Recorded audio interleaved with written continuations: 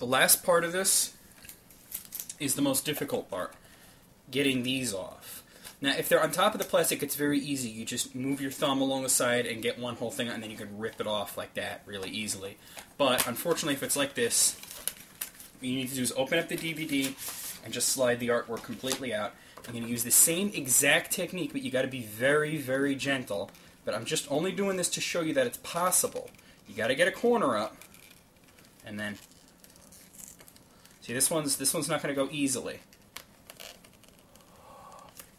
But if you do that breath thing, it'll loosen up the glue, and you're not worried about residue here. What you're worried about is that it's going to take up the artwork. It's going to lift up the ink from the printed sheet. You don't want that. So be very gentle. You also got to make sure you don't tear it. Okay, there's going to be a little bit of residue left here, but that was pretty good. So I'm going to show you what happened. You can see the sticker is gone, and there's a little bit of residue there and there.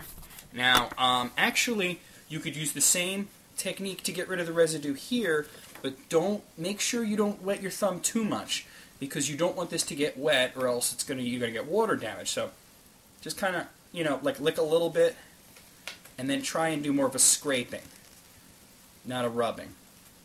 That came off beautifully. Alright, just a little bit of moisture, not a whole lot. If you're squeamish about using spit, I suppose you could, dip your fingers in water, but that's just going to make it too wet. And, like they say, there's nothing quite like a good old spit polish, right? And then we just put the artwork back in. There's only one more sticker on this. Sometimes the inserts fall out, so you got to just be prepared for that one. This one's cool because this one actually still has the registration card in it. And then I'm going to do it to the back sticker, which I'm going to use the same technique as before. Get it?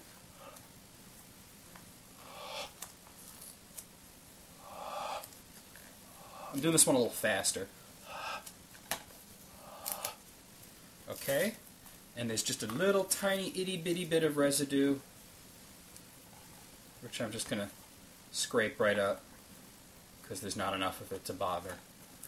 So, as you can see here, I have a pristine World Tour, which is, for what it's worth, that's not really meaning anything, with no stickers on it. This takes practice. I mean, I have almost 150 GameCube games. I might have 150, so, that can be kind of a pain in the ass. Believe it or not, the one game that gave me the biggest problem to do this to was not a GameCube game at all. It was a PlayStation 2 game, which was Marvel vs. Capcom 2. It left so much sticker residue, and I actually started using rubbing alcohol, and that wasn't even helping. It took me a long time, and it's still kind of sticky. So, it depends on the kind of sticker. GameStop stickers are really, once you get used to it, kind of easy to remove. But, stickers from other places, you might not be as lucky. So I just wanted to show you that. I wanted to show you the GameCube games I got. Tomorrow is the VMX show, so look out for that. You'll be seeing that. Not going to have a guest this week. It's just going to be me talking.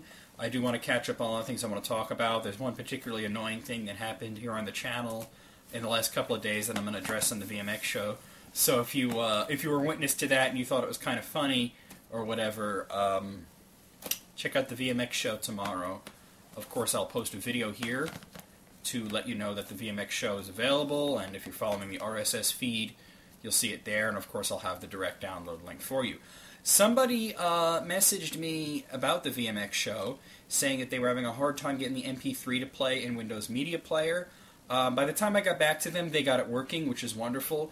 But I just want to let you guys know that if you do have a problem, that it doesn't play or whatever, certainly let me know and I'll try my best to help you.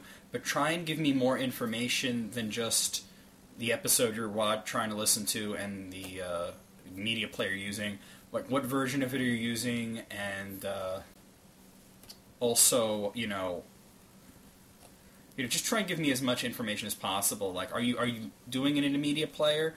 And if you're getting an error message, give me the error message. So, because if you're just saying it's not working, that's not really enough information. Like I said, the guy, by the time I was able to get back to him about it, he had gotten it working on his own, which is great. But if you ever do have any technical issues with the VMX show, let me know. If you have technical issues with the YouTube, don't let me know, because, like I said, I have no control over that. Lately, YouTube has been acting really, really oddly. It looks like they're doing some upgrades. The comment system is way worse than it was before. It's hard to even see what you're typing in sometimes. So please be aware of that. People are having a hard time with their comments showing up, or they don't see their comments, or whatever, and it's been a pain in the butt. I've had yesterday. I was trying to get. I thought that I uploaded the Donkey Kong 3 video with no sound, but I was getting comments and nobody was saying there's no sound, and I couldn't figure it out because I'm getting sound through my speakers, just not from YouTube, and I wound up just closing my browser and coming back, and it worked fine. So I don't know what that was about, but I've had hard times with not only YouTube but other Google sites such as Gmail and Google itself loading very slowly, or sometimes not loading at all until I hit refresh and that'll load up right away. I've had a hard time with videos that it's saying, the video's not available temporarily, or whatever, or it just gives me a black screen. It happens. I don't have control over it. So if you're ever coming to my videos and they're not playing properly or whatever, really, there's no real sense in telling me because, like I said, there's no control over it.